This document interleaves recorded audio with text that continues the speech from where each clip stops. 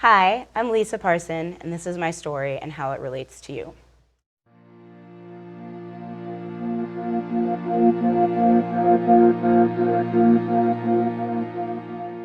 So I grew up in Virginia, with some Southern understanding and drove past rebel flags and all those type of things growing up. But then when I grew up, I moved over to the West Coast. I moved all the way to Los Angeles, California. Along the way, I got a lot of education. I went to Columbia University. I went to the University of Southern California. Actually got 2 master's degrees from that school. And really set out in Los Angeles to make a name for myself doing work that really mattered to me in emergency response and economic recovery. I did that work in the city of Los Angeles, in Orange County, and then landed in Santa Monica, where I was working on something really, really innovative that was focused on well-being. In that work, I managed to make friends with and employ an older white woman, not that much older than me, but a little older than me, white woman who was a great person, had a lot of relationships in the community, and we worked really successfully together. She was also on a lot of really important nonprofit community boards, like the Committee for Racial Justice and the Human Rights Coalition, et cetera. So we were really pretty in sync and developed a friendship. She would check on my family, I would check on her family. And we worked together a lot. Anytime I had a project that I thought she would be good for, I would always check with her first to see if she could do it. Then coronavirus hit city governments all over the country, and in my city, we cut our staff by almost 35%. My department was eliminated, and I lost the ability to work with some of my absolute best friends because they were laid off.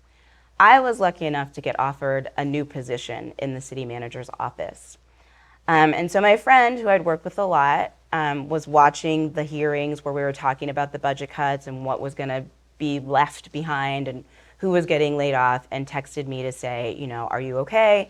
Are you getting laid off? This is terrible. And I said, I'm devastated that I don't get to do the work that I love so much, but I do have a new opportunity and I'm going to take it. It's really focusing on the things that I've been doing for the last 10 years, emergency response, economic recovery, trying to make sure that as we respond from COVID, we're not leaving people behind.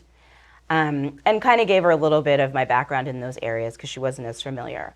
So after I kind of laid out, I've done this here and I've done this there, and I think I'm really excited to move the work forward, she sent me a text back. And the text says,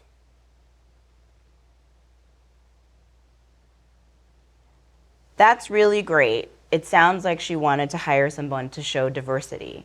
You've got all the qualifications." Thumbs up emoji. And when I read that, I almost texted back immediately, but I didn't, right? Because I wanted to text back and be like, what? But I know that person, right? And she's my friend. We've gone to happy hours a bunch of times. And so I kind of blew it off. And I think Black people do that a lot, right? Someone says a weird comment and you're like, well, that was weird. And you just keep going.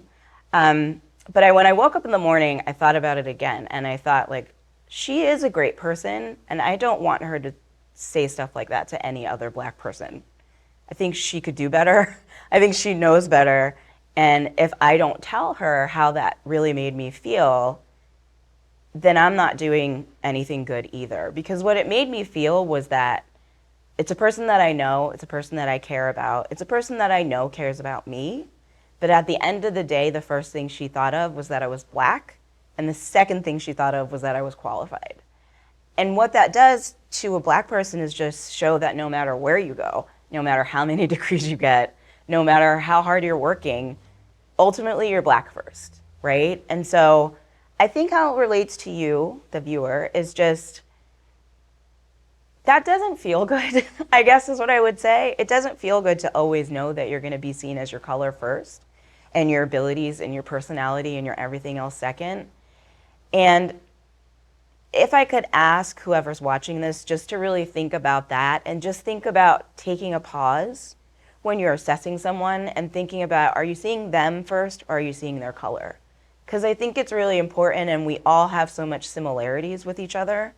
But if it's always going to be color first, personality second, or color first, background second, we're really never gonna bridge these gaps between our society, and really not going to be as strong of a community as I know I want to be. I know this person who sent me that text wants to be. I think that we as a country and as people have a lot more closeness that we could have if we could start really looking at people first and color later.